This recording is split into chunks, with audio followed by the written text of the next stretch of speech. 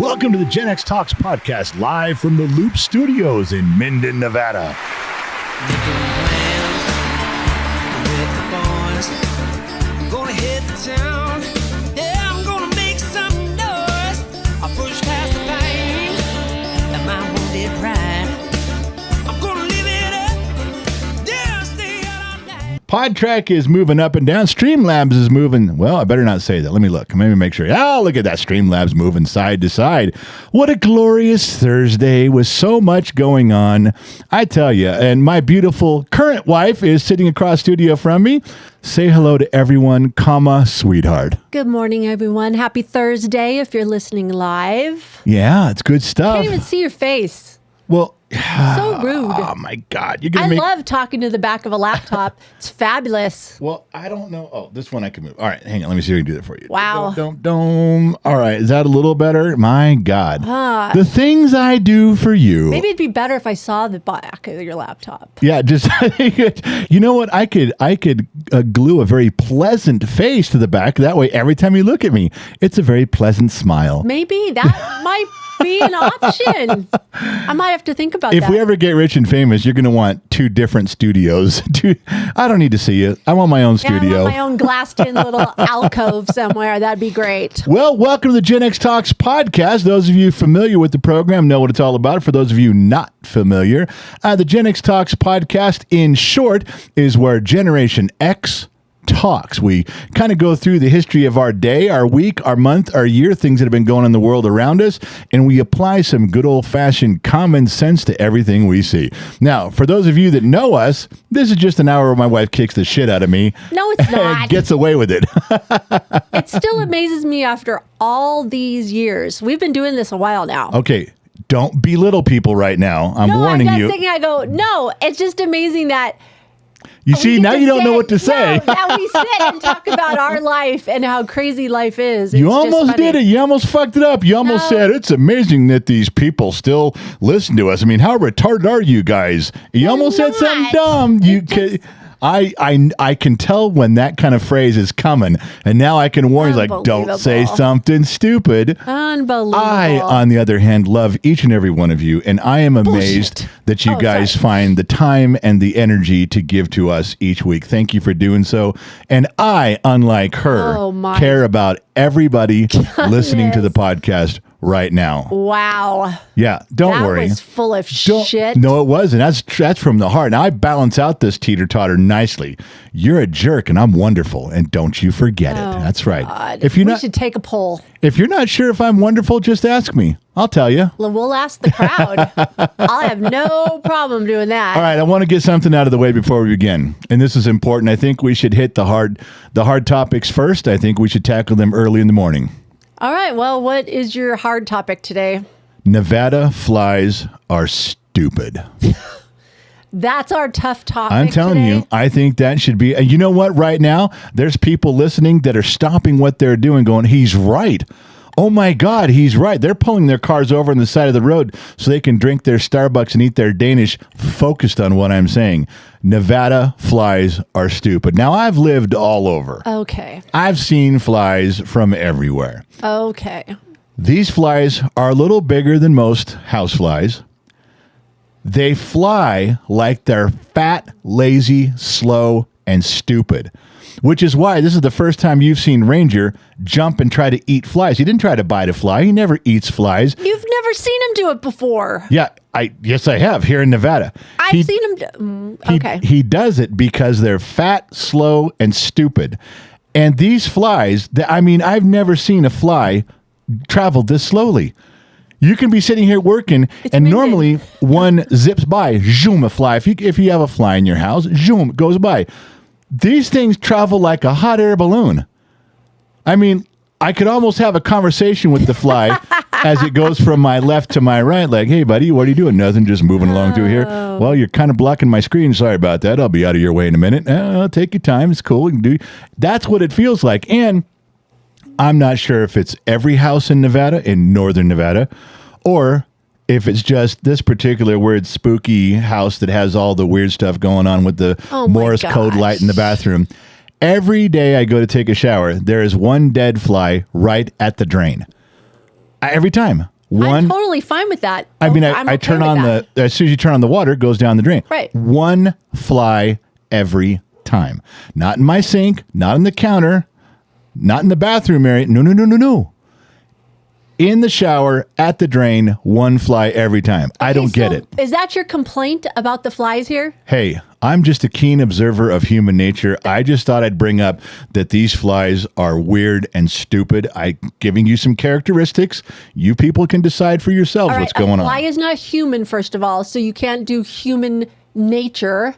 Human nature is you. So what? You are now keen to flies? Maybe I'm observing. Flying nature? Maybe I'm looking at my observation of the flies, and now it's human nature. I'm a keen observer of myself, observing flies. Does that satisfy? Are you good now? I just want you to be correct. That's all, Your Honor. Well, now we're back to the court again. All right. Anyway, Nevada I just flies. want you to know I'm monitoring our Discord channel Yeah. while we are live. Oh, yeah. Let everybody know, what is our Discord channel? What is that? First of all, can everybody hear us okay? Are we good? I'm out on the radio 5x5. I haven't gotten We the are. message yet. Okay. Yes. The Discord is just, everybody's got a Discord server. Gen X Talks has a Discord server. It's just chat rooms. You guys remember old school chat rooms from back in the day when AOL was the only way you could log on? It's similar to that. It just does discord.gg/Gen X Talks, and you just log in with your email. There's no expense to it. You don't got to put down a credit card. You just log in and hang out. And there's different rooms. There's one about cars. There's one about food. There's one about sports. Just a few different rooms. And you can sit and talk to, most of them are Gen Xers. We have Yeah. a few others in there, but you can get along with like-minded people from all over the place. Yeah, and that's exactly the truth all over the world. And there's a room called KGXT Radio. So whenever we do an off the record show, Wow.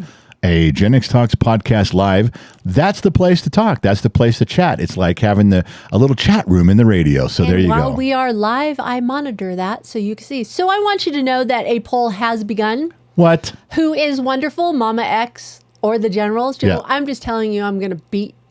The living. You almost said it. Yeah, I was cleaning that up a little bit. But yeah, it's going to be a smear fest. So speaking of moving from the Southern California area to the Northern Nevada area, you have been really enjoying poking your way around town. You even love the streets and the traffic lights. You love the little shops and stores, and you love all the people here. So far, I don't think you've met one person you didn't enjoy talking to. No, I haven't. It's just been wonderful. It's a lot slower, which I absolutely love. You could take your time and people just sit and they talk. I find people in the middle of the grocery store in an aisle just sitting and Not in a chatting. hurry. Yeah. Not in a hurry, and I absolutely love it. It's just they're enjoying their day. So you had a good time up until you went to the post office. Now, for those of you that have been following along for years on this, you guys heard stories every time Gen X Mom went to the post office where we used to live. One of her dreaded events at the post office was, I'm going to get stuck with Frank. I'm waiting in line. Frank works at the post office. Frank was a character. Frank was a character. He was gruff and really didn't say hi to anybody. No. He was like, get this done and get out.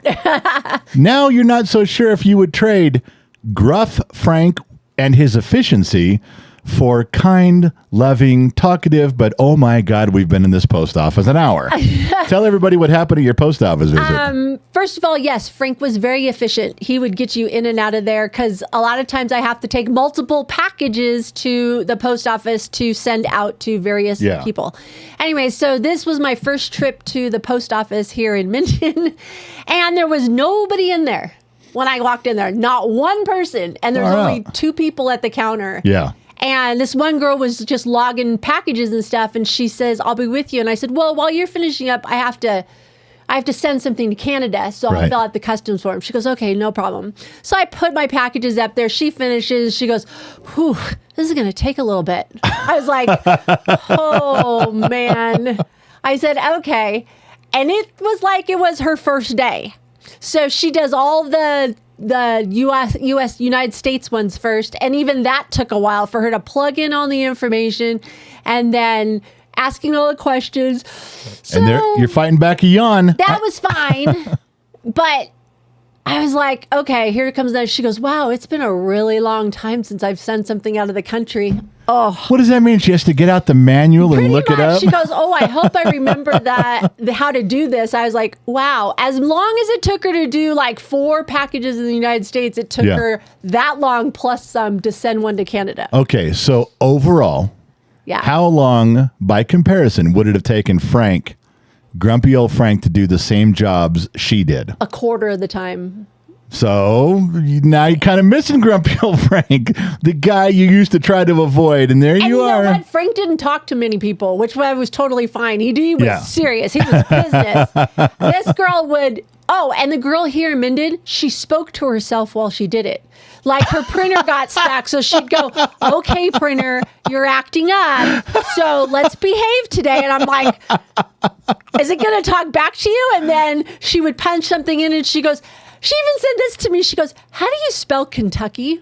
Wow. I Wow. was like. So here, I said, aren't there abbreviations in that computer for Yeah. the address? And she was like, well, I'm just double checking. my How do you-" first thought was that the Minden post office computer system is so old, they don't have spell check.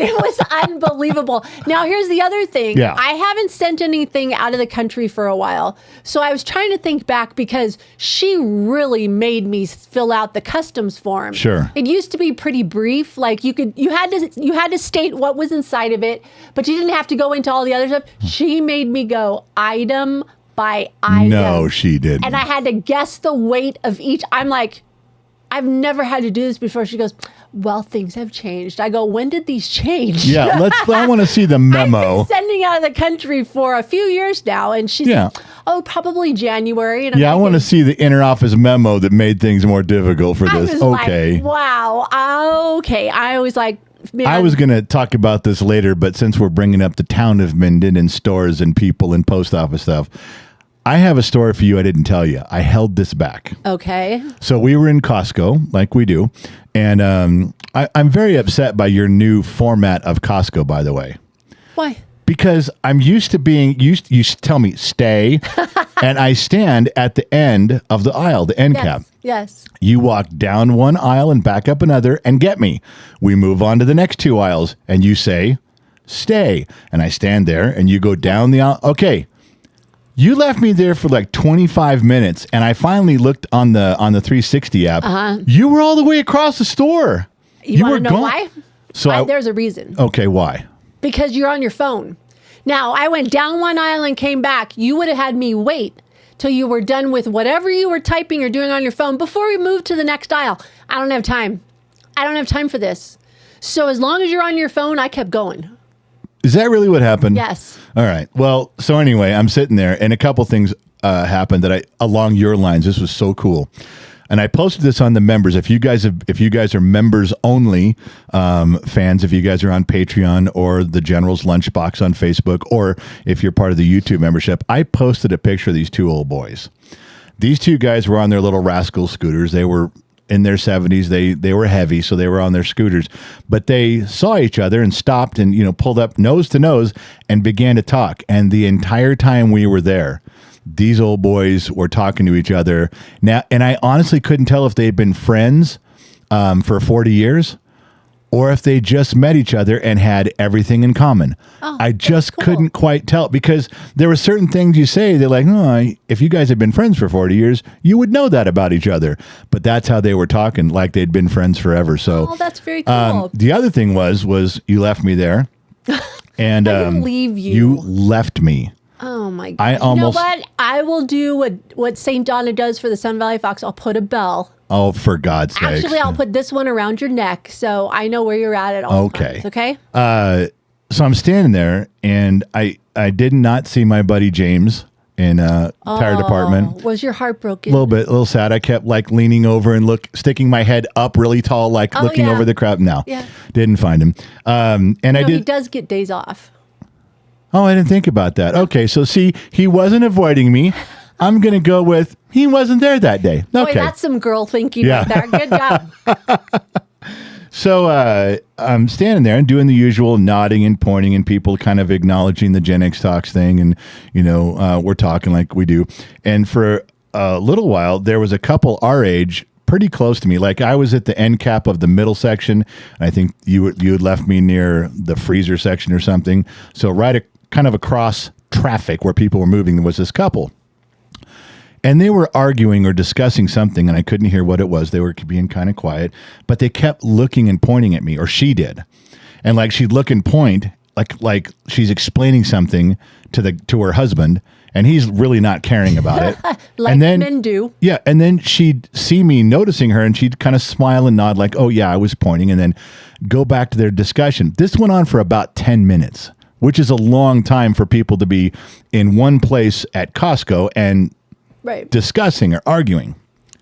Now, I just want to show you this in context. I'm turned sideways to them, just so you know. Okay? I'm facing down the main aisle going towards checkout. They are to my right, and I'm holding onto the cart and doing my thing on my phone and glancing over. That's the view. Mm-hmm. And this is important. I'm listening. So they're talking and talking and talking, discussing, and they get loud at the very end. He goes, I'm not doing it. I don't care what he's doing.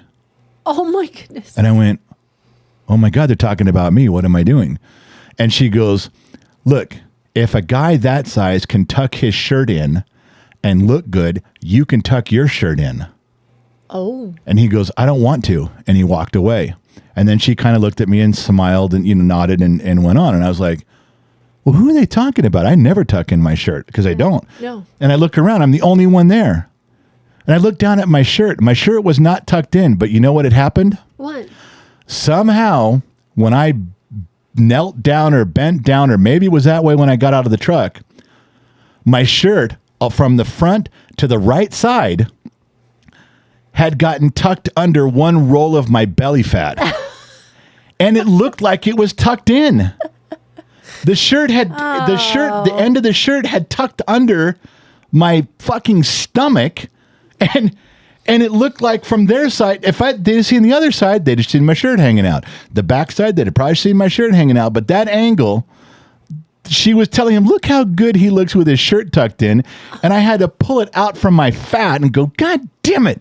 That's a true story that she was because of my fat. And I just, what are the chances, that's going to happen? And then someone, well, if he can tuck his shirt in, look at him. He's rather handsome. Like, what the fuck is she talking about? The Discord server has named that the French tuck.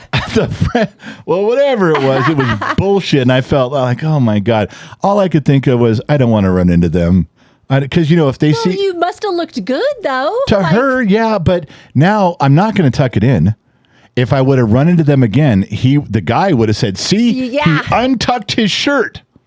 And then I would have had to explain to the lady, sorry, I'm just fat. But losing weight. Losing weight, yeah. Yes, you are. Weighed myself today.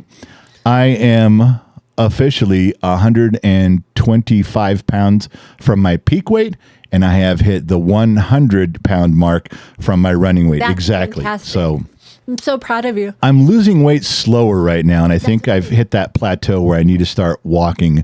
Like, I think part of our routine is going to have to be I need to get up and walk in the morning and just go down the street. Even if it's just halfway down the street and back, I need to start doing that. You have to start lifting some weights, I think, too. Yeah, I got to do some stuff here. But I'm just at the point where diet is still working. I'm still losing a pound a week or so. You are definitely not eating like you did before. No, not at all. And you're eating healthier things. Yeah. I'm so happy about that. I'm just thinking that now it's time to start the exercise, not just of doing stuff around here, but actually like saying, hey, look, it's this much at whatever time it is in the morning. Let's do the walk. You are doing better because there's times it happened. We'll get to this story in a minute, but it happened yesterday when we were running errands and you were like, I'm just going to sit in the truck. And it was it was also for other things, but you're like, I'm like, no, you're going to get out. And you've been really better about that when I call you out going, you're not going to sit here. You've been sitting. But I usually tell you yes, and I go along with it. I don't hold you back on that. So you're right. But anyway, just letting you guys know, I don't tuck my shirt in intentionally, and I have lost some weight. So leave me alone. If you're in Costco, don't make fun of me anymore. So You want to tell everybody we went to the Sun Valley Fox's house, went to your brother's house for a little barbecue with extended family who I have to tell you, I don't know that very well. I don't know them as, very much. Right. I've only met them a few times. And I kind of question your brother's judgment because he knows me. and he brings me over and starts feeding me drinks. He knows that we're going to talk and be funny and goof off. And he was stirring the pot. Oh yeah, but he knows you'd be the life of the party. And he can tell him the story. Back and tell him that. Oh well, he just has to egg it on. I did.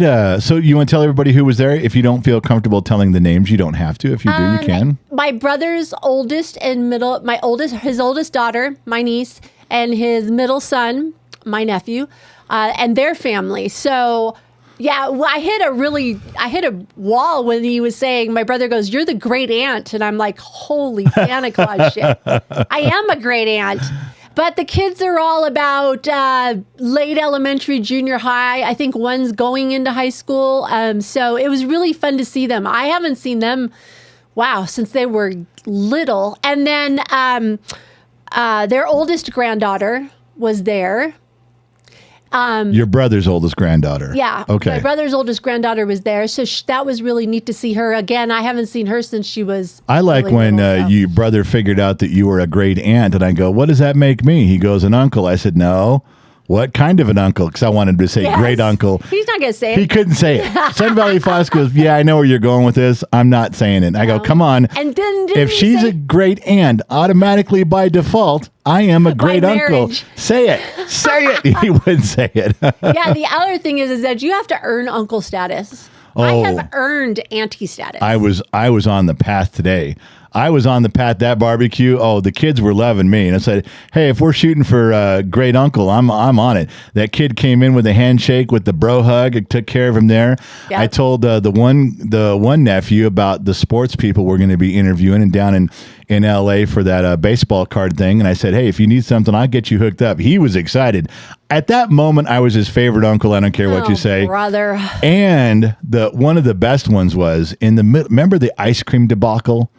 You gotta tell that story. With all the kids, and they're fighting over the ice cream, and one's trying to dish it out, and this one kid is sliding his plate in every time. He's got 3 big scoops, and he quickly eats a scoop, and then he goes, wait, you gave them chocolate? I didn't get chocolate. So he shoves the plate back in, because there's all these plates going in. That kid must have got 7 scoops of ice cream, because he goes, wait, they got more than me. Wait, that one got chocolate. He worked the Hang system. on. Someone got peanut butter, and every time he shoves his plate in, there's only 2 scoops on it. So the person dishing it out goes, "Well, if you've only got 2 scoops, I guess I'll give you another one." You should have warned the parents. Liberal in the making. No.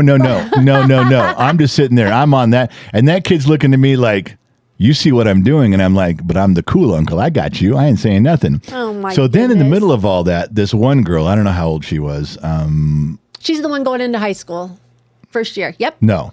Yes. No way. I know who you're talking about. The one with the phone thing? Yes. Okay. I thought she was younger than that. Anyway. No, she's starting high school. So all the kids, the shoveling, pushing around with the plates and fighting over the cake and the ice cream and stuff, we're all at this one table, and I'm sitting there, and she drops her phone into the ice cream face first. It hits the ice cream and then flops out onto the ground. The screen was covered in ice cream, and then the screen hit the ground.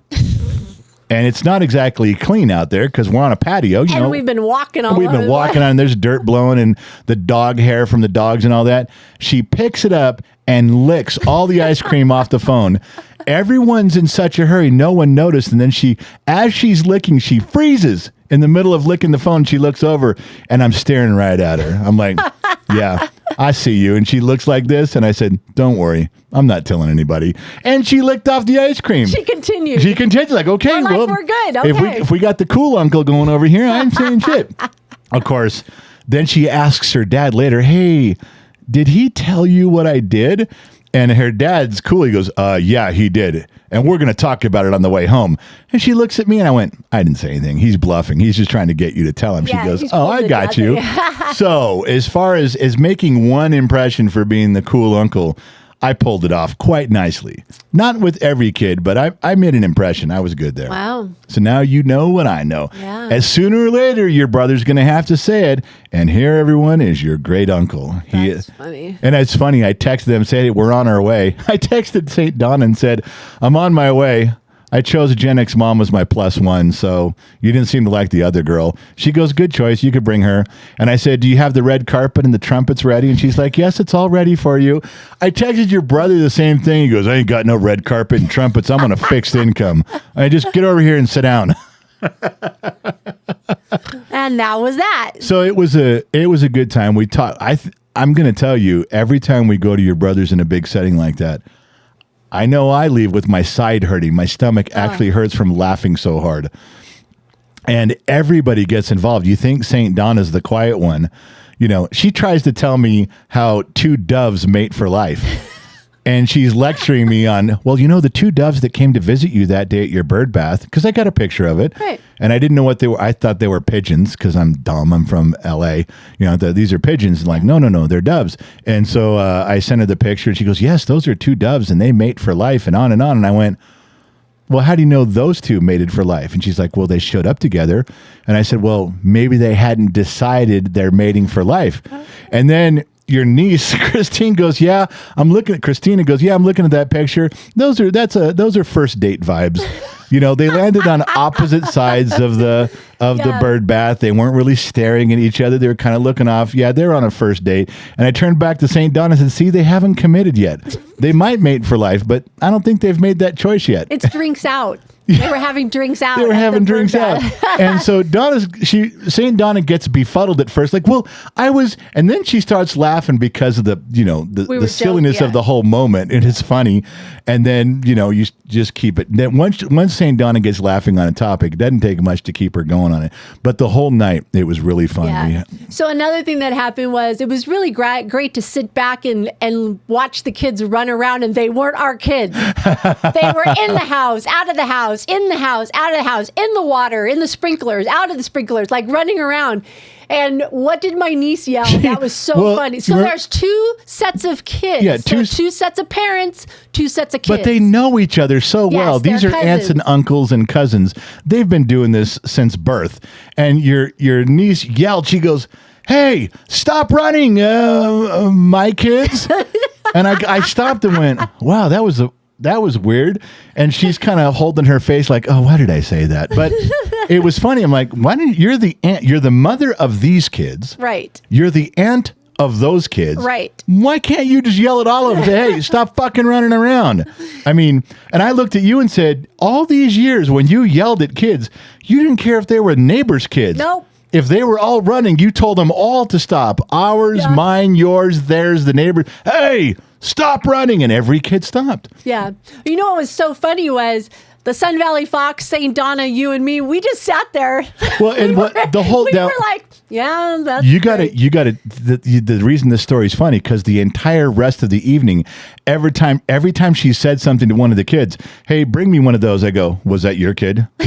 Don't boss around the wrong kid. Now she goes, oh, stop. And then she'd say, okay, everyone, let's get ice cream. I said, yeah, everyone or just your kids? Remember, you're pretty particular about just yelling at your kids. I mean, it was funny. The drinks were flowing. Everyone was laughing the whole time. And the stories just kept coming. Of course, because they're relatively new to getting to know us, especially married, a lot of it was Gen X Talks related. They could not believe that your brother was so involved. They had their dad. They're like, no way he doesn't our do dad this. Involved with any of this. And they're like, no. Every story I told, they're like, that didn't happen. I'm like, yeah, it did. He does this kind of stuff. And they didn't really ever see growing up as the dad his funnier, unlocked, uninhibited personality, which the Sun Valley Fox is. He's one of the most balanced guys I know, but he does have a sense of humor that it's hard to rival. It really is. Yeah, it's hilarious. So, he's had that his whole life. But yeah, when you're dad, you've got to be dad. Yeah, and they're like, there's no way I'm telling them stories. That didn't happen. And they look over and he's sipping his whiskey going, yeah, it did. Yes, it did. He could nod and confirm, yeah, I did that. Yeah. So while we were sitting around the table, you had the opportunity to talk to the Sun Valley Fox and St. Donna's kids and were asking them questions. Oh, yeah. Growing up and stuff. And you looked at the Sun Valley Fox's son and said, so what part of the property did you help with or something? You said something like that. Yeah, well, I was trying to get, because I always hear the stories that they had so much work to do, because you got to remember two things. Where they lived in Minden back in the early 90s. No, when 1800s. In the 1800s. When they got to about 1992, you could only see 4 houses. I mean, you could look in all directions from the foxhole, 4 houses. So there was no help. There was no friends for them to go play with. There was no activities, school activities to really go do. I mean, you were there at the house. So Sun Valley Fox, all right, let's get up at 6. Let's start digging holes. Let's start pulling weeds. Let's start moving rock. And I hear all these stories, but I wanted to confirm, now that I had the kids in front of me, how bad was it under this dictatorship? They didn't have any problem telling me. Nope. In fact, Maddie says, he goes, hey, see that pile of rocks there? I mean, big old thing of rocks. I go, yeah. He goes, I've moved that from there to over there. I go, okay, big deal. He goes, and back again. And then I moved him over there. And I'm like, whoa. So And then he told me to go, see all these rocks? I helped him move them all. yeah, more than once. It was kind of like, if he didn't like where things were, it's like dig up that tree and go replant it somewhere else, and it better live. And, you know, you get to hear the kid version of all these stories, which was hilarious, because they did a lot of work. I mean, those kids grew up knowing what work was. Oh, yeah. I didn't realize that that St. Donna tortured her kids, though. Oh, I understand the Sun Valley Fox torturing them with work. That's a man's thing. You make him work. Even if your girls put some gloves on, grab a rake, let's go. But I had no idea that St. Donna was actually abusive to her so kids. she's not really a saint. I don't know. Are you questioning I'm the questioning it saint's now. Yeah. No sugar in the house. No, very Everything organic. And to listen to your niece talk about it, she almost gets heartbroken. She's scarred. She's scarred, yeah. We couldn't have you ever had Diet Cheerios? I go, I didn't know they made Diet Cheerios. Yeah. With and then she confirmed it with her brother, which was hilarious. He goes, yes, it tastes like cardboard, they said, or something. Yeah, that was really funny. And she says, Mom, can we put sugar on our Cheerios or on our grape nuts? And she goes, yeah, here's the sugar bowl. Mom, it's a bowl and a spoon, but there's nothing in it. Well, just pretend it's sugar and put pretend sugar on it. This is the land of make-believe. We're fine. That brought up the story about Bima, Sun Valley Fox, and our mom. Yeah. And she definitely took the badge of honor for grandma. And so, yeah, all these kids are living under the oppressive regime of the Sun Valley Fox and St. Donna. You're hearing all these stories growing up of physical labor and no sugar. Then you go to Bima's house, which is the grandma. That's right. And there's sugar on everything. They loved ice cream after dinner. My mom brought out the ice cream, the sprinkles, the chocolate sauce, and marshmallows and mini M&Ms, and said, go ahead, make a sundae. To kids that don't have sugar, that is like the ultimate grandma trip. Well, and you listen to them talk about it. I said we'd put one big scoop of ice cream, and we would just squeeze the Hershey syrup until the bottle was empty. And sprinkle, and you can go back for more. And I'm like, man, that must have really not gone over well. Well, first of all, you're at grandma's house. What can you do? But I got to imagine St. Donna in the corner fuming a little bit, because you said that her parents were very no sugar type deal too. So you had one mother and grandmother side that was very, no sugar, eat healthy, which is fine. And then you had the other one who's like, have all the sugar you want. I don't care. We didn't have all the sugar. You can have all the sugar you want. Impressed I'm not seeing you guys in an hour. You're going to be bouncing off the walls at home, not here. Also, I leaned over to Maddie and I said, do you remember when Bima told you, because things were like not going well or something you were doing, and I said her comment was, ice cream cures everything. How do you beat that? No, especially when your grandma tells you as a kid, ice cream fixes everything. You should try some ice cream. Man, if I was 8 years old, I'd be show up to grandma's house with a list of problems. I'd have a new problem every half hour. Exactly. Ice cream. Yeah, then the other comment was when they brought up the bowl clinging at night after they went to bed. Yeah, they go to bed, and then we could hear Dad. We could hear Dad in there with his spoon on the bowl. Now, I got to tell you, the only reason you can hear to that extent, your parents, a spoon on a glass bowl eating ice cream, and you know what's going on, after you guys go to bed, probably could have got away with it, the Sun Valley Fox, but his own cheapness gave him away. Now, think about this. Now, tell me if I'm wrong here. Okay, he squeaks. How on earth could you, if you're scraping the bottom of a bowl of your ice cream, how long would you have to scrape that bowl before the kids heard you? Because they're not going to hear you the first 2-3 times you're done. Oh, he was getting the last drop. That dude was getting the last little piece of ice cream out so they could hear 37 scrapes of the spoon across the bowl. And then they told me we could hear him. We could hear him in the other room. We couldn't have any ice cream. But after we went to bed, you could hear that bowl being scraped for 10 minutes. And we would all ask each other, do you hear that? Dad can get ice cream, but we can't. They said they talked to each other. Could you believe that? They're getting ice cream and we're not, and Dad's getting... Well, if he wasn't so cheap, he probably could have just scraped a couple times and been done. But no. We were raised that you clean your plate, you clean your bowl. I wouldn't be surprised if he licked it when he was done. I'm telling you. Well, we'd never know that because you can't hear it, but you can sure hear that spoon 37 times on the bowl. Yeah, gave himself away there. I put the pieces together because, again, I'm a keen observer of human nature. Listen to the stories, put things together like a puzzle in my mind, and come up with the answer for you. I see. I guess the last story we could say about the barbecue, other than the food was great, dessert was great, I mean, it was wonderful, was Christina's husband commented on Gen X Talks. He was really asking lots of questions. First of all, let me see. That dude's name is Rick, and he's a cool motherfucker. Yes. And he wore his dark glasses almost the entire time. And I'm like, man, this, giving off cop vibes here. And you can't tell how a person's looking or thinking. I mean, he could be angry behind those glasses. Can you see angry eyes? No. Sounds like somebody I know. He could be surprised behind those glasses. Could you tell if his eyebrows were up? No.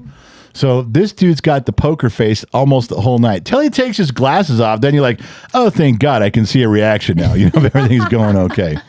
What did you want to talk about, Rick? The comment that he said to you about Gen X Talks in your job. Well, he's retired, so he was thinking, and it was teasing him, well, you don't have a job, you don't do anything, you do what your wife says, you cart the kids around, you grocery shop, you're a manservant. That's the teasing everybody does. She called him something like a mommy daddy? Yeah, mommy daddy or a baby daddy, or I don't know, something to make him feel like, shut up. She works and he doesn't. I pay for you to be quiet, speak when you're spoken to.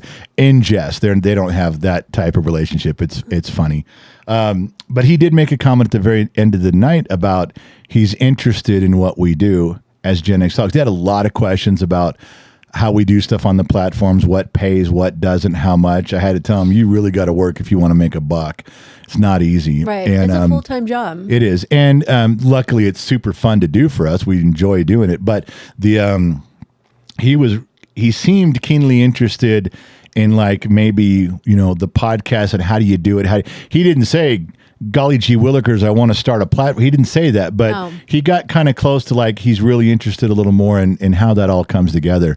Maybe if I bump into him again, he may say, hey, what's the basics? How do you get going and what do you do? I don't know. I just thought of something for him.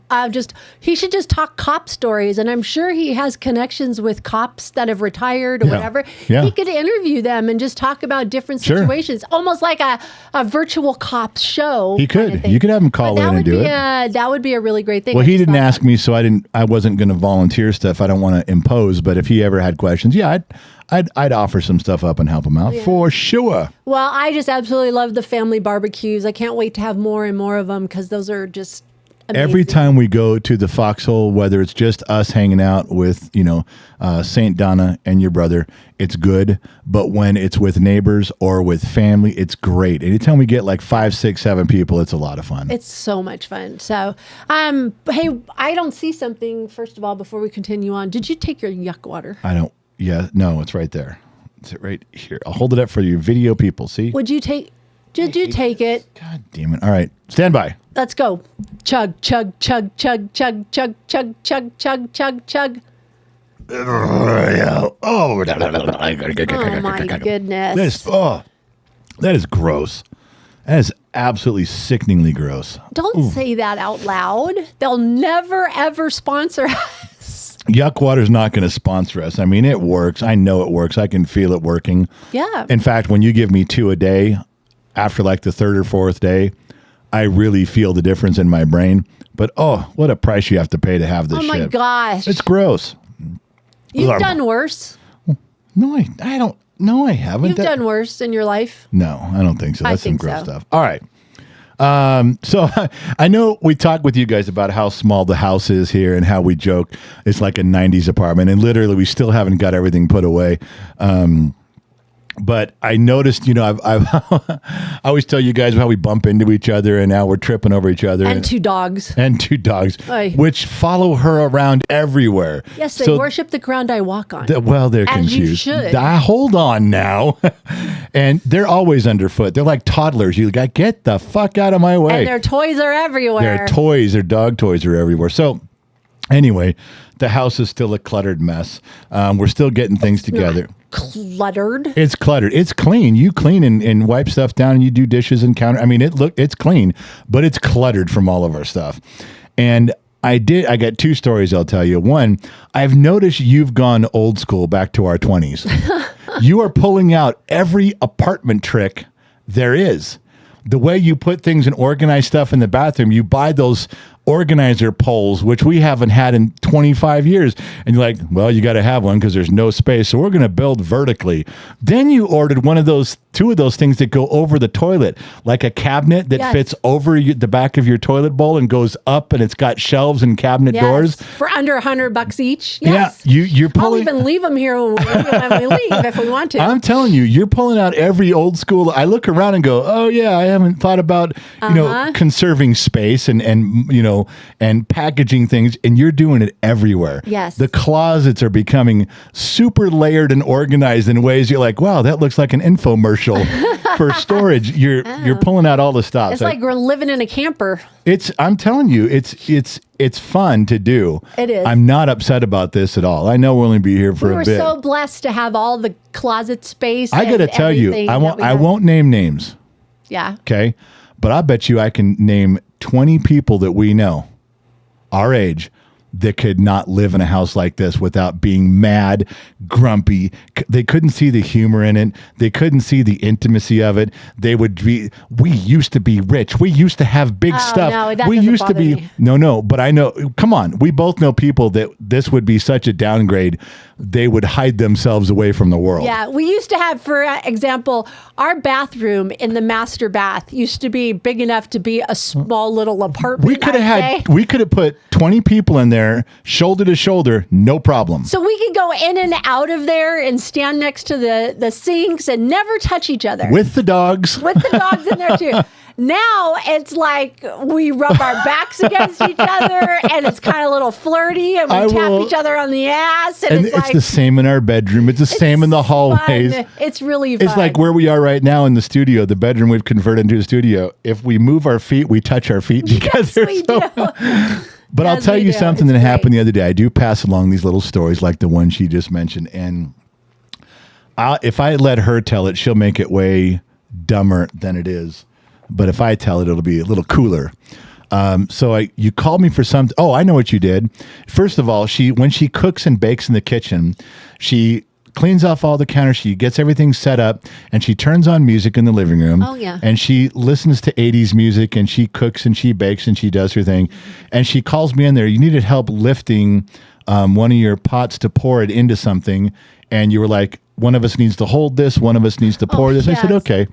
And in typical fashion, I'm trying to hold in this little kitchen. I'm trying to hold the stuff. You're trying to move around me. I forgot the spoon. Let me get the spoon. Let me move back here. Okay, hold it this way, not sideways. And I'm like, I can't pour it sideways. I can only face this angle. So we got it poured in there. And I said, you got to give me a kiss on the cheek for me walking my fat ass in there. It wasn't something silly we do. Yeah. So you give me the kiss on the cheek, but you threw your arms around me playfully, giving me the kiss on the cheek. And because of the song was on, we ended up slow dancing. That's right, we did. In the kitchen till the song was over. And I don't know what made us do it. I don't know. It just was one of those moments. Again, it's the humor and the funniness of all of this. And it is humbling to realize what you used to have and where you're at now, and making the best of this situation. And that was one of the moments that I don't care. It makes me not care about all the stuff going on around. It makes me realize what was important was you and me and whatever we were pouring into the pot. And you know what? Then nothing else mattered. The song was over and it went back into the studio, and it was just one of those moments. And we have so many of those. But it was a moment. It was. And it would have never happened in our old house. No. We'd have been across the island from each other pouring things in. That's you true. probably wouldn't have been listening to the music because it was in the other room and it would have been too loud. And it just circumstances. And I just thought I would bring that up, that we ended up being that way out of a moment, just one silly moment in this house. So there you guys go. Now you know. So yesterday, so we're off of Gen X Talks all day Sunday, all day Monday. We have the day Tuesday. But on Wednesdays, we have a late show. So we usually run errands on Wednesday. Yeah, if we can. have to. Sure. So yesterday, that's what we did. We had a mission. Our goal was to go into Reno, go to this butcher shop, and then go to Yerington to the Right. DMV, because we still haven't done our license and registration for the Yeah, truck. DMV so we stuff. have a story to tell you. Well, she's right about the Reno and the butcher shop. Now, Christine Matlock, she's married to Ben Matlock. Never lost a Never case. lost a case. And she's our new brand manager, and she's learning. And I said, hey, maybe for the barbecue, you could find a local butcher shop that could sponsor a couple hot dogs and hamburgers, maybe a couple steaks for the steak cook-off. And this was a month ago. She's had a month to do this. Yes. And she says, oh, yeah, I know a local butcher, a butcher shop I go to all the time. I'm like, okay, well, if they know her, that'll help. That'll be a good thing. So she tells me one day, like a week later, oh, I went in and talked to him. The lady seems pretty open to it. Then a week later, she goes, oh, I sent him an email. So now they kind of know what we're looking for. And then she goes, okay, I'm going in there Tuesday. I'm going to talk to her again and let her know you're going to come by Wednesday morning. I said, okay, what time should I be there? She goes, well, I'll tell her you're going to come by at 9. That way you're there in the morning when they open. And I said, okay, I'll come a little after that. Let them get open and settled up. So, this is the plan. You and I, we have to go to Yerington, which is way east of here.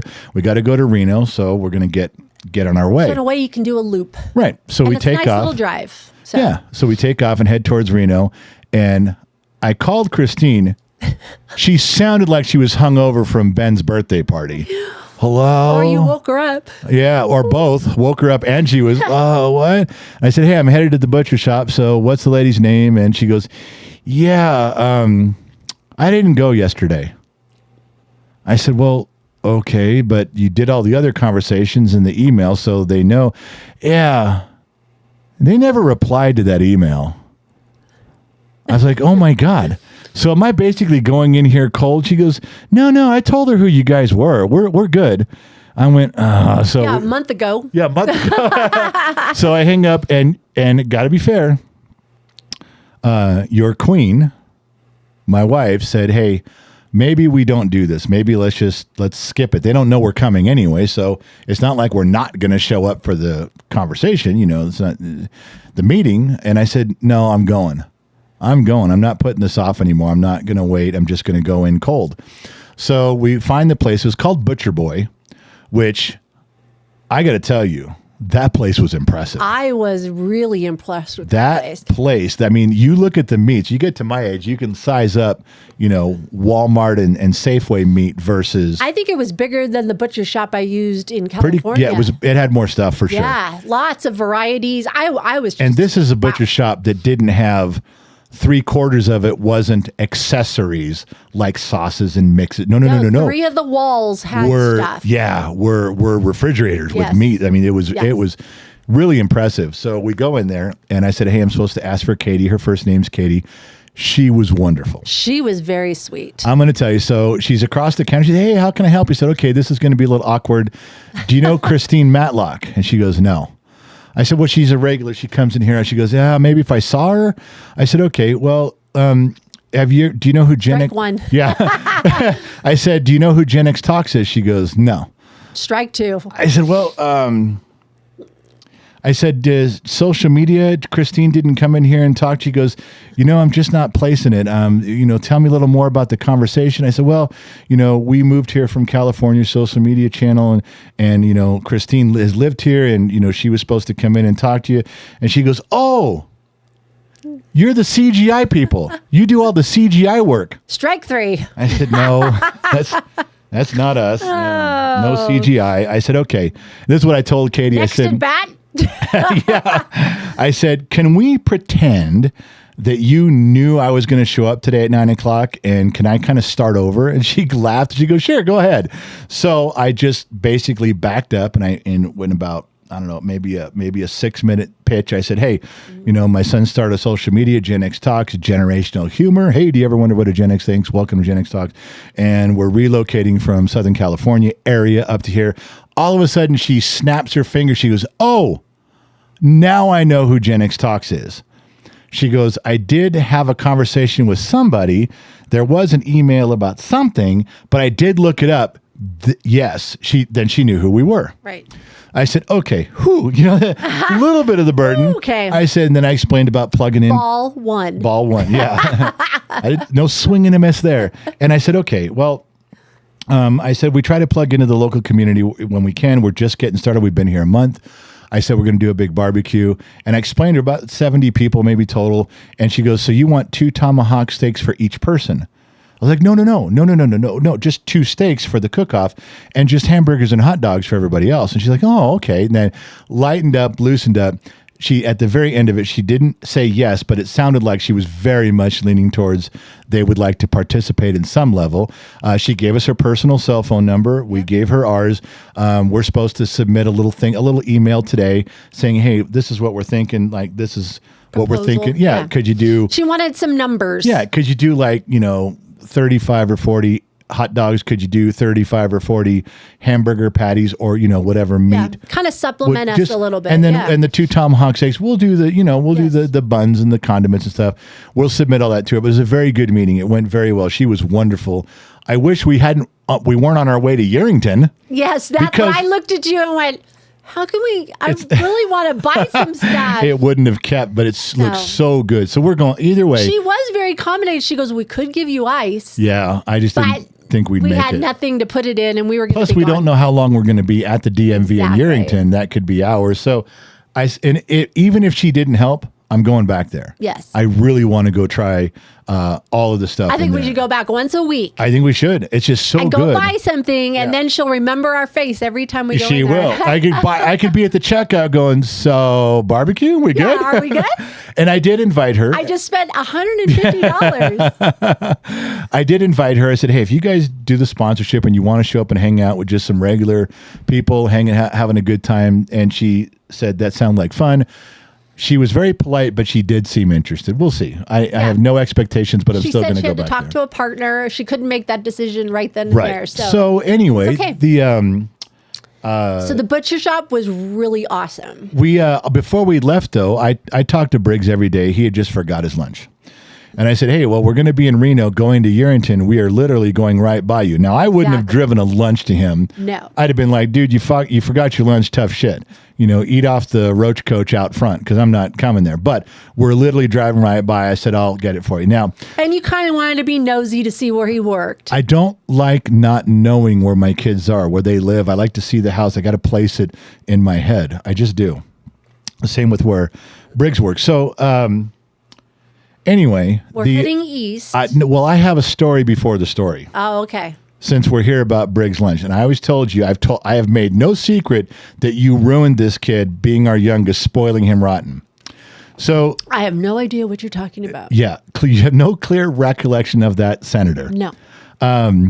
He's my baby. You've spoiled him and ruined him. I have had to beat the shit out of him twice as hard to get him back in line because of you. It's my baby. Okay. So about 2 weeks ago, when he was getting his job working for Ben Matlock, never lost a case. He's working at the Tesla Giga factory. He's an hour away, and you had kindly said, "Listen, if you bring your lunch pail in every day, I'll make you a lunch. I'll help you out." I thought that was okay. You came in the other day, and I said we were talking about him, and I said, "Well, did he bring his lunch pail in?" You go, "No, he left it in the truck." I said, and he goes, I'm not going to get, look, if he can't bring it into the kitchen, I'm not going to go get it for, I mean, I have to put some limits on him. I don't mind making him the lunch, but damn it, that kid's going to bring it from the truck to the kitchen. He's got to at least do that to help out his own situation.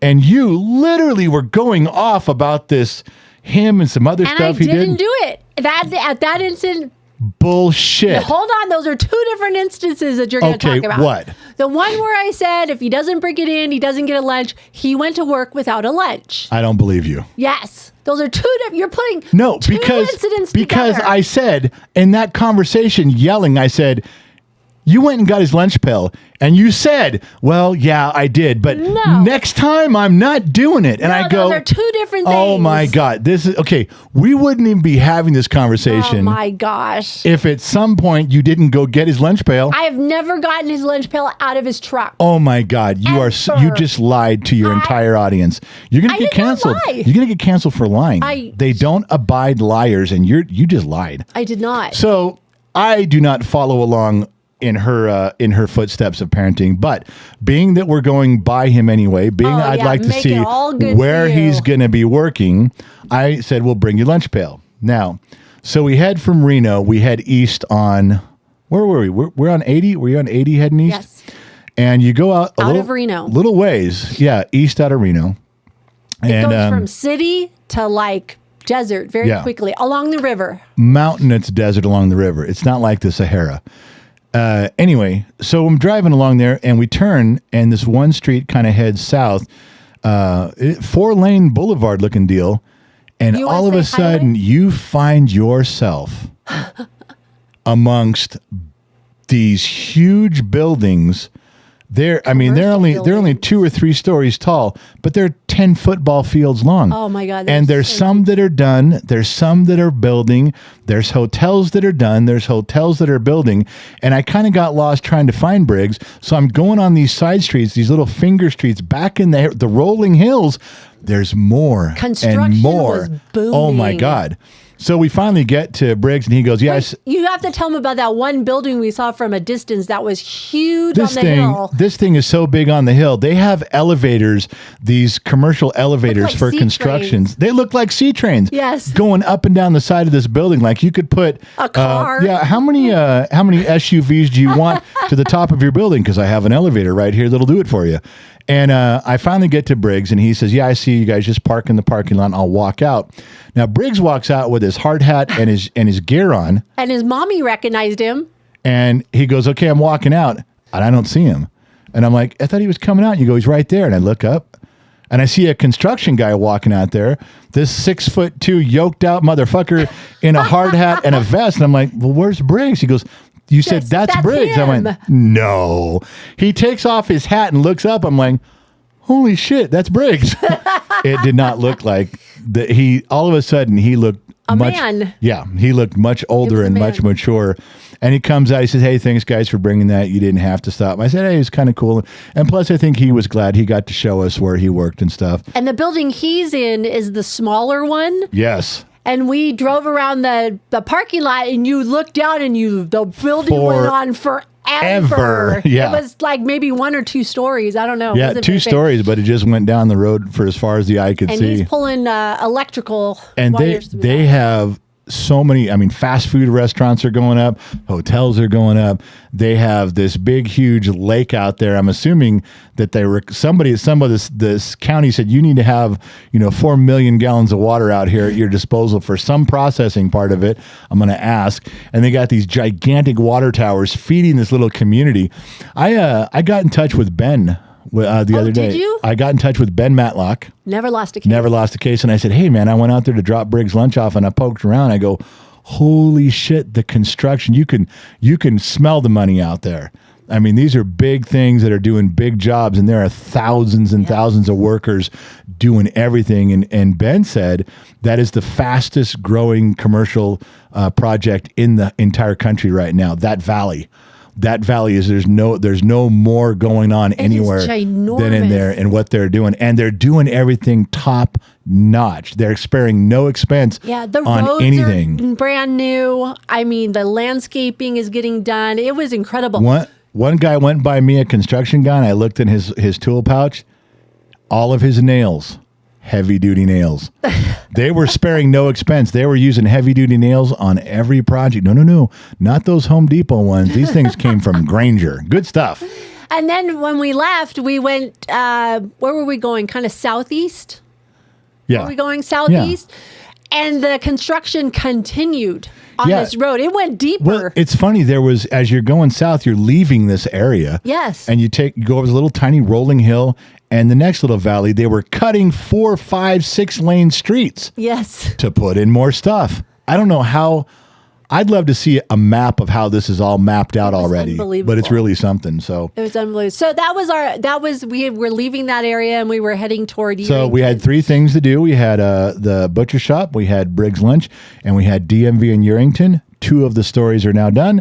We drove south all the way to Yerington, pulled into Yerington. And Yerington is the county seat. Yeah, for Lyon County, where we're going to be living in Dayton. Yes. And it is a smaller town, I think, than Minden. Oh, by far. Yeah, it's got to be. And it's an agricultural, which is absolutely amazing. You are in the desert with the sagebrush and running through it on a 2-lane highway, and all of a sudden you get into the valley and bam. Yeah. There's just this agricultural. It's like that in Yerington. It was like that in Wellington.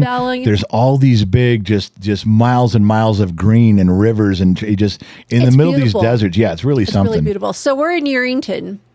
So we get there, and you guys know what a strip mall looks like. Someone puts up and they put 10 suites in, and one guy's vacuum repair, and one guy's like a cheap knockoff dollar store, and they're just narrow little strip mall units. Right. One of them was the DMV. Looked like a cleaners that you walked into. Yeah, it looked like a dry cleaner, a little glass door. Yes. And I got pictures of it for the members. I'll put it up there for members only sites. But there were people outside sitting. There was no waiting. Well, there was a waiting area, about 5 chairs inside. Yeah, 5 chairs in the waiting area. The rest have to sit outside or in your car. There's people just sitting outside on chairs, standing, talking to it. Maybe 3 or 4 people inside, maybe 7 or 8 people outside, just tipping their hat. How you doing? And we walk in there. There's maybe 2 people working the entire DMV. That's about the size of the desk. Yeah, it's about that. 2 desks and a supervisor. Yeah. And then so she goes up to. They do have a modern electronic kiosk. You didn't have to pull a number. No, please enter here. So she puts in her stuff for information, and the screen pops up. We're full of appointments today. Yeah, the queue is full.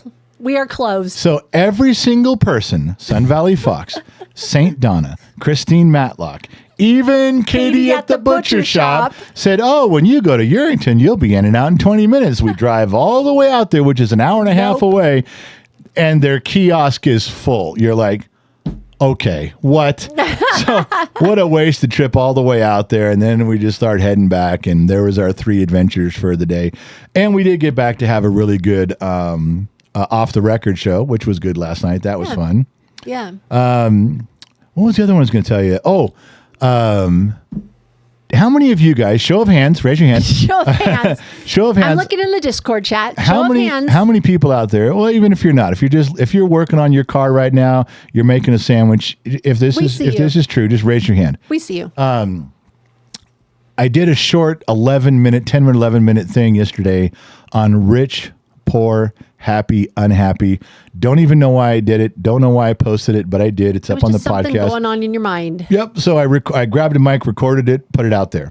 Tell them you did it in one shot. No editing. Oh, yeah, there was no editing. There was no voice editing. I didn't have to cut anything out or repeat my lines. I just spoke all the way through, and what you guys heard was what it is. And I got a phone call from my daughter this morning, and I will tell you that her sentiment, I've been getting a few messages from others the same way. I won't tell you guys the moral of the story or what it was about. You can go listen for yourself. But my daughter calls, and she was a little bit teary-eyed and said, thank you for linking me to that. And I said, why? She goes, I needed to hear that today. I really needed to hear that message to thank you, Dad, for doing that. And she even normally said Dad's wisdom. She goes, I needed a little Dad's wisdom. She normally listens to all of our stuff, but I just linked her to it ahead of time because it's not one that we really go promote a ton. We don't talk about it, so a lot of people will miss it. But it is up there. It's on Spotify. It's on our podcast channel, and I think there's probably a link to it on the member sites or the website. No, there isn't. I don't think I put it up on the website. Anyway, you guys will have to fight for it to find it. But the messages that I've been getting through Discord, direct messages, the text messages to the shop phone, and the emails have all been the same message. I really needed to hear that right now. So apparently what my friend was going through hits home, and it was good. I only had one daughter who called me and said, I heard your story. Who are you talking about? Do I know the poor guy? Yes. Do I know the rich guy? Do I know who was unhappy? Who are you talking about? All she was interested in is she wanted to put a face to the name of it was someone she knew. Yeah, that's true. She wanted to verify it, so that would be funny. But hey, yesterday I came to you and you were a little shocked when I told you that Howard Stern is getting You got canceled. Yeah, canceled. What? That's crazy, huh? Never thought that was going to happen. Serves him right. I mean, he went from being this guy who was shocking, breaking the rules, defying all the odds, going against the establishment to making $100 million a year and completely folding. All he has on now is celebrities. He has athletes. He talks down to the conservative Republican Party. He pushes the left. He's not fair. He's not in the middle. There's no room for discussion. Yeah. And all he's turned into, and I can say this because I've been listening to Howard Stern back before he was anybody. Yeah. I've been listening to him that long. Well, the other thing he said is, I guess right before the election, he made a comment that if, 100,000 listeners that are supporting Trump never listened to him again, he was fine with that. Well, that doesn't go well for your advertisers. You just lost 100,000 people that might buy your product. Yeah. Well, it was time for him to go. It's just dumb. It's like, and this is what's happening with all of these far left people that their shows are getting canceled is because it's money. But I think they feel that they're untouchable. Well, sure. But it's money is because look, we get that you're far left. We get you have built a show on this. But Jay Leno said it best.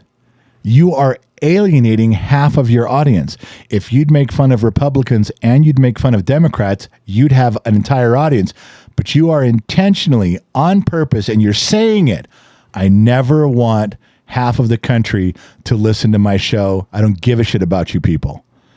And finally, the executives, the owners, the board of directors, the advertisers finally said, well, then fuck off. Yeah. We'll go do something else where people are trying to we want the entire country buying our Hershey bars. We want the entire country buying BMWs. We're going to advertise BMW where everyone's listening.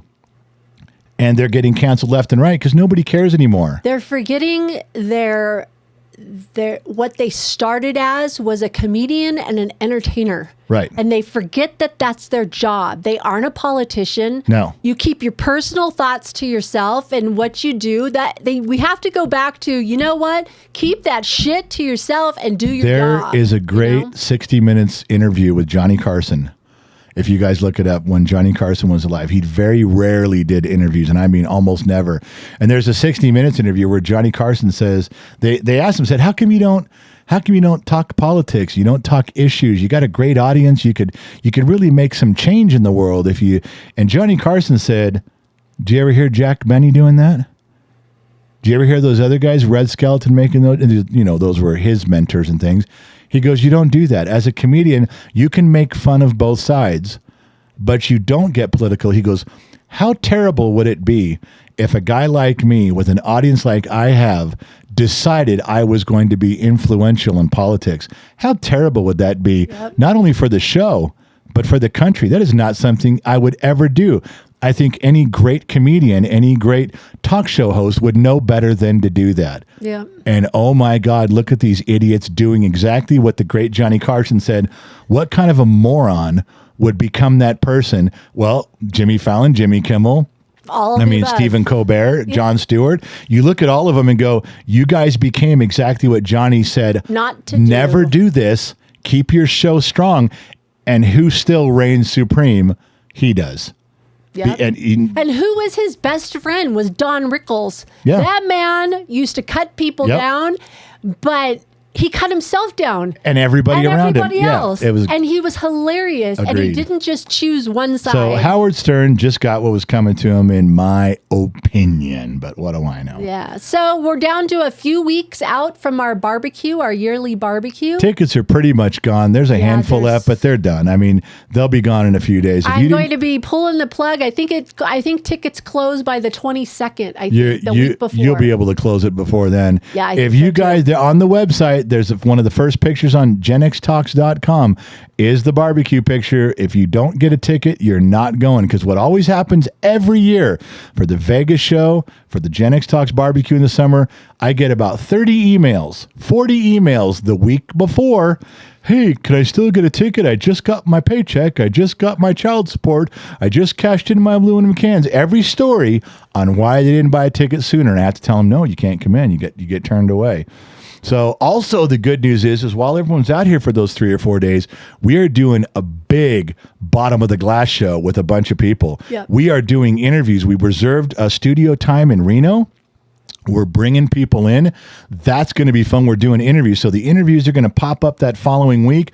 Plus, on the day of the event, we're going to live stream it with some cameras from far out views where you guys can see what's going on. I think Briggs is going to run around doing little interviews, which I think is great if he interviews the guest. How did you get here? How far away did you travel from?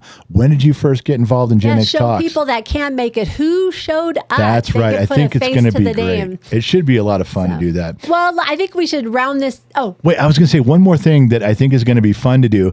I don't want you guys to get bent out of shape of this topic, but you know that Iceman is a super intellectual, and Dr. McDreamy's not too far behind him. So those two had a brief discussion last year, and jokingly, but there was just putting some pieces together. Could there was Donald? a debate Could happening soon. could Donald Trump be the Antichrist? Dun, dun, dun. Could he be in the Bible? Does some of the things he's doing fit the book of Revelation? And of course, Iceman jumps up and he tightens up his suspenders. He got stuff to say, and McDreamy was just like, "I'm just saying, he's this and is that." So Just thoughts. we are going to have. I'm even participating. One of the ones we're having is a discussion. I am going to take the position that Donald Trump is the Antichrist. I'm going to go to try to find as many supporting facts, pieces that could go. So wait, is it you and Dr. McDreamy versus Iceman? Is that how you're going about it? I think Dr. McDreamy has got like 6 points, like it could be true, Okay. but he's also got some things that go, I don't think it fits quite right because of the book of Revelation. And I okay. think he's coming in kind of in the middle. So I'm going to try to make Oh, Iceman. you want to stir the pot. I do. I want to make You're the pot Iceman stirrer. think. I'm going to go, hey, I'm going to sit down to that interview and go, just so you guys know, Donald Trump is the Antichrist, and I'm here to prove it.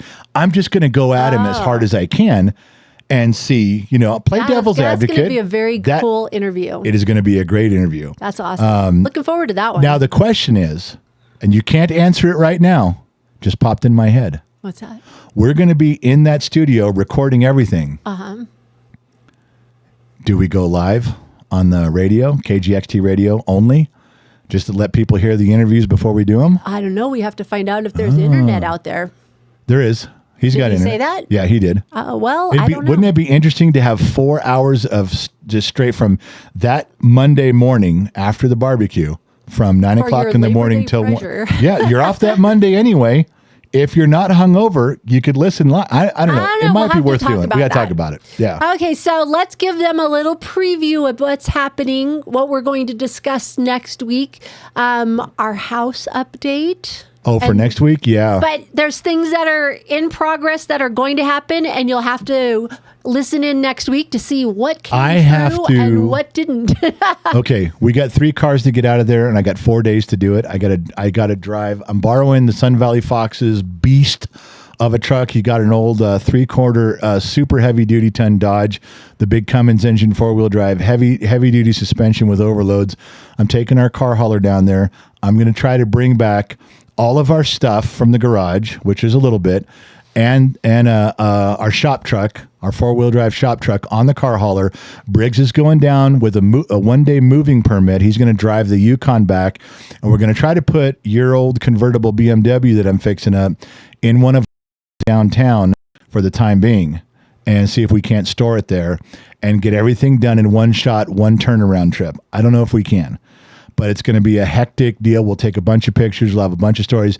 Because we're not driving a very comfortable vehicle down there and back, Jennick's mom can't go. She could not sit in that old Dodge. I can't do 12 hours and no, like that. She couldn't do it in our truck. It would be difficult for her to go all the way down and all the way back. One trip and she's done. But there's no way she could do it in a beast of a truck like that. Too tough. So she's staying home. Briggs and I are going. We're going to do our best. That is probably not going to go as planned, but we're going to try. I got a feeling we're probably going to end up staying the night someplace and coming back on Sunday, which means I'll give you the heads up right now. I'm probably going to miss the Bottom of the Glass show on Saturday. I'll probably be on the road, just so you guys know. So that's what's coming up. The house is supposed to close. We're supposed to get the money and everybody shake hands and sign contracts and deeds go different ways sometime between Friday and Monday. We'll see how that goes. Give you a quick Jade update. Nothing. I don't have any information on Jade. Give you a quick Briggs update. Other than his mother coddling him with his lunch pail not stuff. True. He is doing incredibly well. He goes to work on time. He's there 15 minutes early. I've been checking. He comes home every single day excited about something new he's learned. He'll show pictures. Hey, this is how you tie in an electrical panel. This is how you run 440 wiring. These are the colors. These are the directions. You go into the panel this direction, not that direction. I mean, all the little things that I don't know. He's reminding me of our daughter that used to come home from school and sit right down to tell me her whole day. Yeah. He runs into the house and sits in the studio, and you have to give him 15, 20 I have minutes. counseling session Yes, you from do. his day. And it's stories about his coworkers. It's stories about the place. And most of it's about what he's doing and how much he's learning. It's really incredible.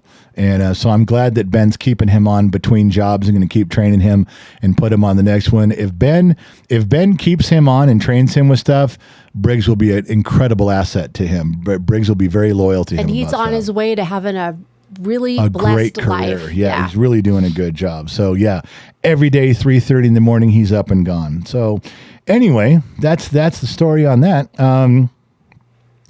I don't know. Let's see. I do have a car story. All right. It's kind of a car story, an RV story. It's really a me story, but that's my favorite kind of story anyway, is a me story. So I was a young man. I was working at Young's RV Center in Lancaster, California. We used to call it Landscatter, California. And this particular place was right on the 14 and Avenue I. I think it's an RV dealership right across from the baseball stadium. It's called something else now. Same place though. And when I was a young man, I was like 19 or so, I guess, or 20. I was about 19. And I didn't have a lot of money for tools, even though I was working a pretty good job. I just didn't have a lot of money to put back into tools. So I had this little carry-around bag, maybe bigger than 2 lunch pails.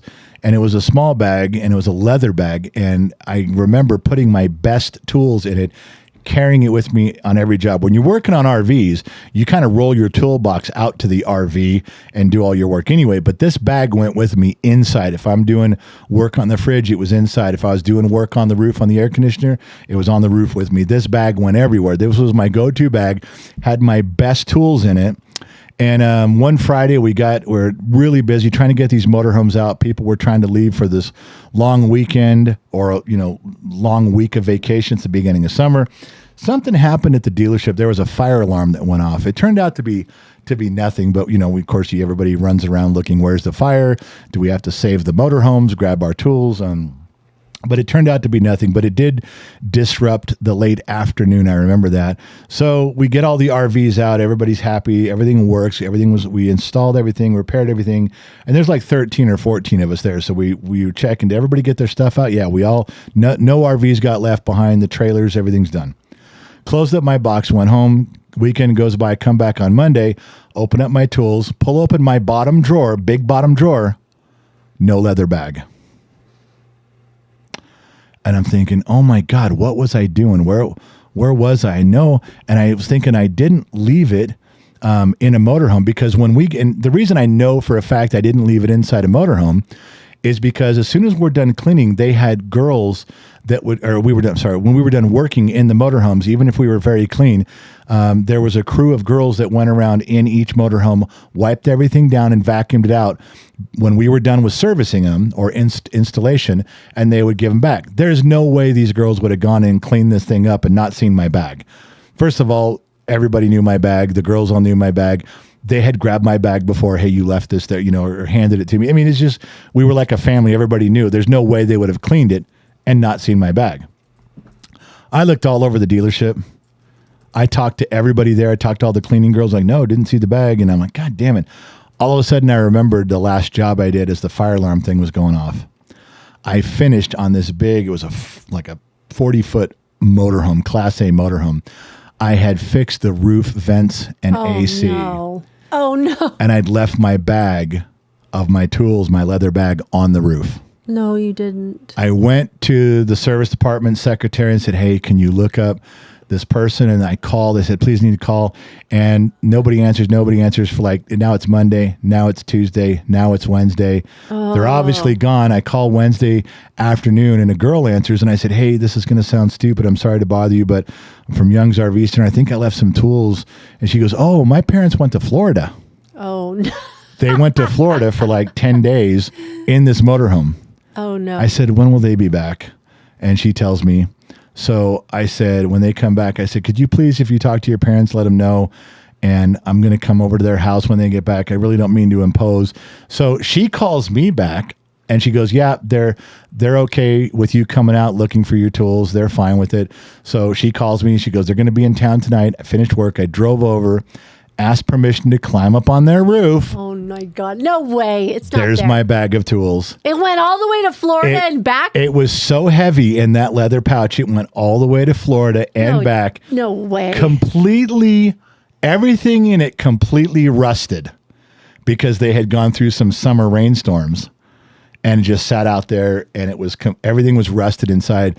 I think I only lost one tool because tools, back then Makita was the only power tool you had, and the battery weighed 30 pounds in it, and that was the only thing that I couldn't get to work. All my other tools, my ratchets cleaned up, my wrenches, my screwdrivers, I think even my cheap little voltmeter that I had at the time worked out just fine, and I was able to save everything, and then of course the leather bag needed to be thrown away because it was rotten from all the water and weight. It was, half filled with water when I got it. And it was just rotten and I couldn't get the smell out. But yeah, my bag of tools at 19 went all the way across to Florida and back. I think they were gone a total like 13 days. But when I came back, there was my bag up on the roof. Wow, lucky. Well, lesson learned. Huh? I bet you never did that again. Oh no, heavy bag full of heavy tools. It just didn't vibrate off. Wow. Yeah. In fact, it was right where I left it, and when I picked it up, it had stained their roof. Oh, no. I just didn't tell them that part. I figured the sun would bleach out the stain. Did you tell them? Or did they see you up on the roof? Oh, they watched me go get it. Yeah, the guy was out there with a beer and everything. What did he say? And I held up the bag. I was standing on the roof, and I go, I found it. I found my tools. He goes, oh, good job, man. And he goes, I'm glad it stayed. Sorry about that, because he was apologizing. Oh, my gosh. Wouldn't have been any big deal if they weren't going anywhere. Yeah, but back there was no cell phones. When you went on vacation, it was you went on vacation. Apparently, they got to whatever relative's house and called back their daughter just to check on things. How's our house? How's the dog? And she said, by the way, your RV mechanic's looking for you. He left his tools, but I never told him where I left the tools, or they probably would have crawled up on the roof and gone and gotten them. I just didn't want to tell him that I did that. She goes, well, we haven't run into him. I said, well, you might not notice him. I'll come see. And then when I was climbing on the roof, the guy's like, you could have told me. I said, yeah, but number one, what if the guy crawls up on the roof? He's an old guy and he falls. Yeah. I don't know. I went and found him myself, and that's funny. There you were. So. That's funny. They could have been spread out from California to Florida. They could have been, or the guy could have been an ass if I told him. He could have gone up there and taken my tools and said, nope, never found him. Sorry. You just don't know. So that was there's my story, and I'm sticking to it. All right, so you guys kind of got another car story, a dealership story anyway. Anyway, so we previewed them on this stupid thing I got to do, which Sun Valley Fox is opposed. He has came out 3 times and said you should not be trying to do a turnaround trip, especially when you're down there. You got 2 or 3 hours worth of work, then get back on the road. I just don't want to spend the night down there. I know, but I am packing you. All my gear, I know. I'm packing you for a night just in case you need to spend the night. I get it. And I hope you use your brain. I'll be okay. If it gets that bad, I'll stop. But I think I should be okay. If I get loaded up and stuff, I'll just want to come but it's just a long day. Anyway, so that's it. Anything else you want to add before we depart? Nope. Well, that's my story, and I'm sticking to it. Say goodnight, Gracie. Good night, Gracie. Thank you guys for tuning in. Thank you guys for listening to another Gen X Dogs podcast. Not sure where you're tuning in from around the planet, AM, FM, Sirius XM, or perhaps you tuned in on the Armed Service Radio Network. Remember 2 things in life. Number 1, wherever you go, well, there you are. And number 2, I'll catch you guys on the flip side, because I'm out, baby. Bye-bye.